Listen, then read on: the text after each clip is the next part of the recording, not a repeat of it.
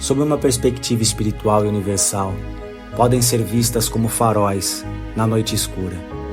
Surgiram como guias para os navegantes da existência, ajudando o ser humano a encontrar um sentido no vasto oceano da vida, trazendo luz às perguntas mais profundas. Em sua origem pura, foram criadas para canalizar a busca do ser humano pelo transcendente, oferecendo mapas para que a alma, muitas vezes perdida, encontrasse o porto seguro do divino. Elas fornecem histórias, rituais e símbolos que servem como bússolas, ajudando aqueles que buscam entender o mistério da vida e da morte, da criação e da conexão com o invisível. No entanto, assim como um farol que guia os navios, as religiões como o tempo também passaram a ser usadas como fortalezas de controle. Ao invés de apenas iluminar o caminho, muitas vezes fecharam os portões e mantiveram seus seguidores dentro de seus muros, limitando a liberdade da alma. O que começou como uma chama para iluminar a jornada se transformou para muitos em correntes que prendem a busca individual. As religiões, em sua forma organizada, criaram um sistema de crenças que muitas vezes limitam a expansão da consciência. Como um pássaro que, embora nascido para voar, é mantido em uma gaiola dourada. Muitas almas se sentem seguras na estrutura, mas desconhecem os vastos céus que estão além dela. Analogamente, podemos pensar na religião como uma estrada pavimentada, que guia o viajante rumo ao topo da montanha espiritual.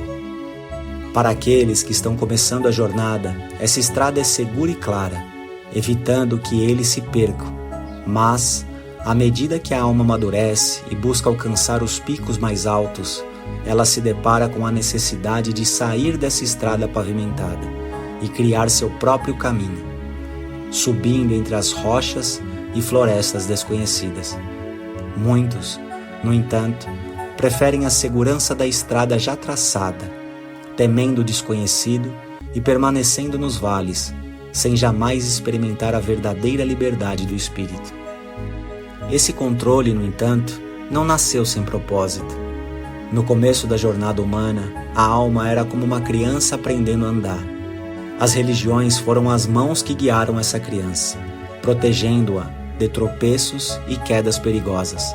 Mas, como qualquer pai que segura seu filho por tempo demais, essas estruturas acabam sufocando o desenvolvimento de muitos.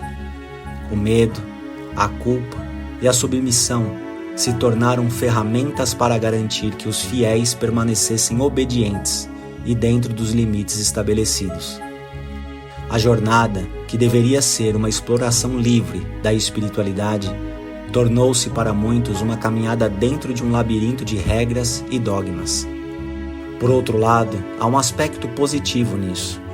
Para muitos, essas estruturas religiosas fornecem um porto seguro em meio à tempestade. Assim como uma âncora mantém o barco estável durante os ventos fortes, as religiões oferecem estabilidade para aqueles que ainda não estão prontos para navegar sozinhos.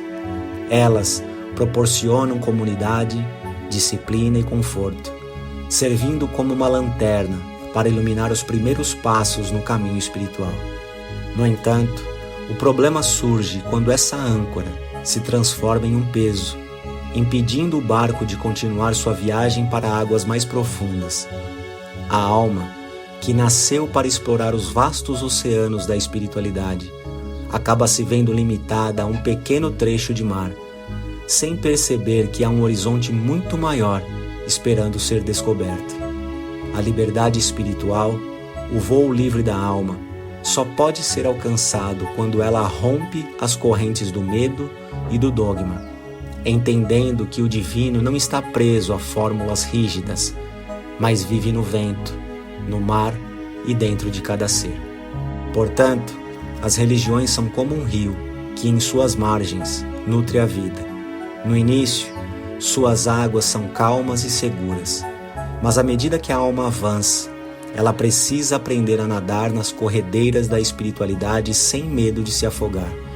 Chega um momento em que a alma compreende que a verdadeira liberdade não está em seguir o leito do rio eternamente, mas em se lançar ao vasto oceano da existência, onde ela pode finalmente se conectar com o todo, sem barreiras ou intermediários. Assim, a religião pode ser uma chave que abre a porta da espiritualidade, mas também pode se tornar uma gaiola, se a alma não aprender a voar por si mesma.